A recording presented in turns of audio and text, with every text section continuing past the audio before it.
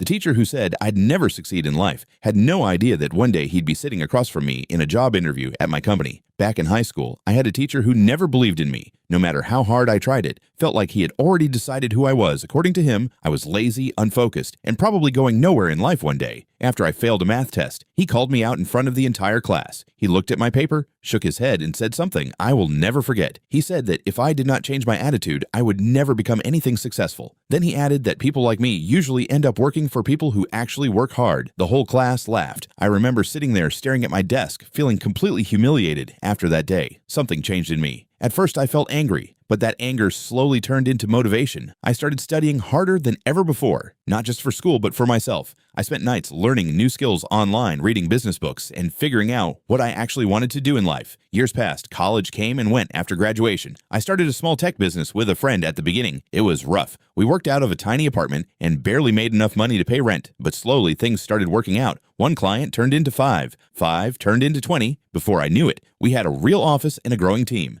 Then one afternoon, my HR manager walked into my office with a stack of job applications. She handed me one and asked if I wanted to review it personally. When I looked at the name, I froze. It was my old teacher. Apparently, he had left teaching and was now looking for a management position. For a moment, I just stared at the resume, remembering that day in class when he told me I would never be successful. Life has a strange sense of humor. A few days later, he walked into my office for the interview. At first, he did not recognize me, but when he did, his face went completely pale for a few seconds. Neither of us said anything. Then I smiled and told him something I had waited years to say. Do not worry. Sometimes people surprise you. The interview did not last very long, and no, he did not get the job.